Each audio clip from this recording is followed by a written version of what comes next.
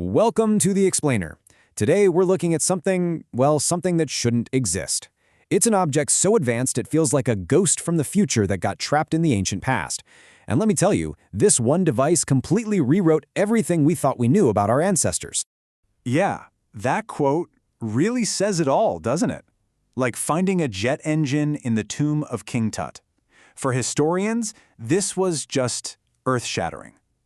You're looking at an artifact so far beyond its time that based on everything we knew, it had no business existing. It was impossible. All right, so let's get into it. Our story doesn't start in some dusty museum archive. Nope. It starts in the middle of a violent storm in the Aegean Sea, way back in the spring of 1900. It was pure chance, a total accident of nature that kicked off one of the greatest discoveries in history. So you can see how it all just cascaded. First, this crazy storm forces a team of sponge divers to take shelter near this tiny remote island called Antikythera. To kill time, one of the divers, Elias Stadiatis, goes for a look around underwater and boom, he finds an ancient Roman shipwreck.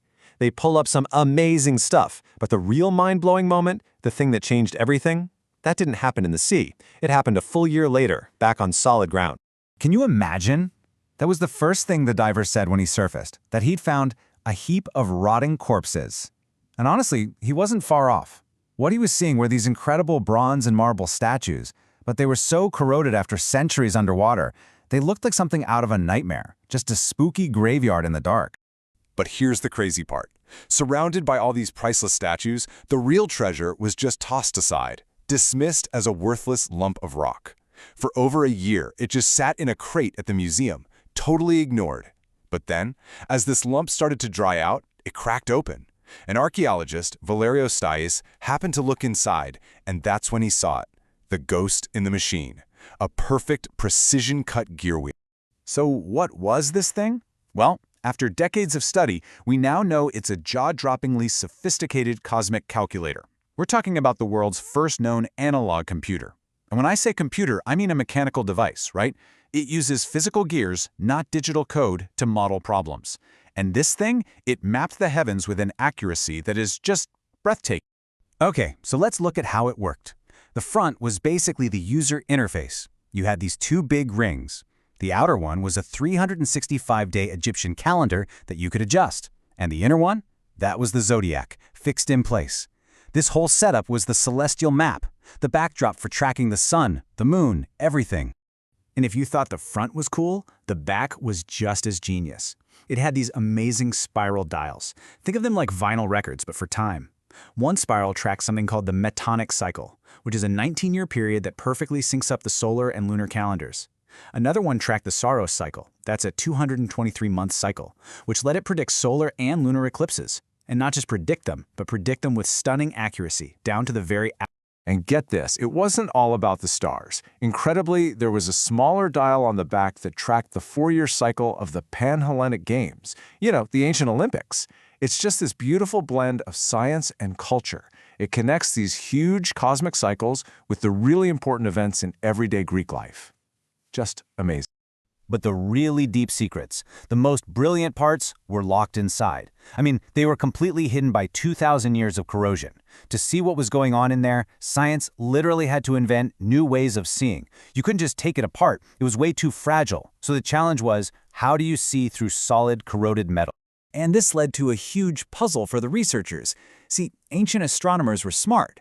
They knew the moon's orbit wasn't perfect. It speeds up and slows down. So the question was, how on earth could a machine made of simple, round gears possibly copy that kind of weird, wobbly motion?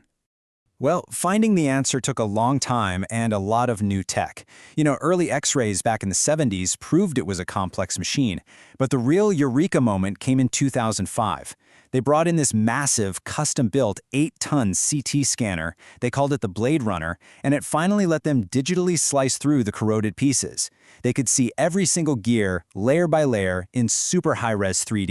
And this is the big reveal. The scans showed this incredibly clever system, a pin and slot mechanism. Basically, they mounted two gears slightly off-center from each other. A pin on one gear slides inside a slot on the other, and that simple trick makes the second gear speed up and slow down in a perfect rhythm.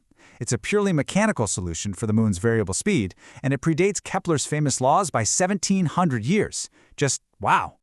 Okay, so a piece of engineering this brilliant proves one thing for sure. This wasn't a fluke. This couldn't be a one-off. It had to be the peak of a long, sophisticated tradition of technology, a tradition that's now completely lost. So that begs the question, right? Who on Earth could have built this thing, and where did they come from? Well, all the evidence seems to point to one place, the island of Rhodes. You can think of it as the Silicon Valley of the ancient world.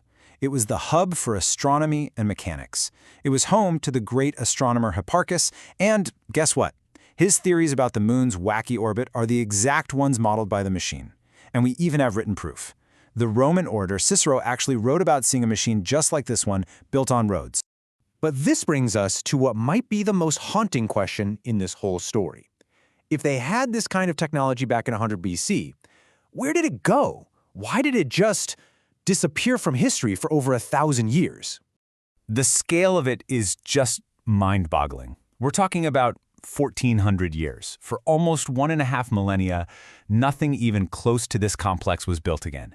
That level of precision engineering just vanished off the face of the Earth. It's a gap in our technological history that's almost impossible to wrap your head around. So why did it disappear? Well, there wasn't just one reason. It was kind of a perfect storm of factors. For one, these things were luxury items for the super rich, not something everyone had. More importantly, bronze was a strategic metal. You needed it for weapons and armor. So it's very likely that almost all of these amazing devices were just melted down. And finally, the knowledge itself was fragile. The craft was probably held by just a few masters, and when they died without passing it on, it was gone. And that leads to the most incredible irony of all. The only reason we have the Antikythera Mechanism today is because it was lost. The shipwreck that hid it for 2,000 years is the very thing that saved it. Sinking to the bottom of the sea was the one thing that protected it from being melted down, preserving its secrets for us. You know, this whole thing is a really humbling reminder that progress isn't a straight line. It zigs and zags, and sometimes it just stops. It really makes you wonder, doesn't it? What other incredible inventions, what other marvels of human genius have been lost to time? What else is out there that we'll never know about?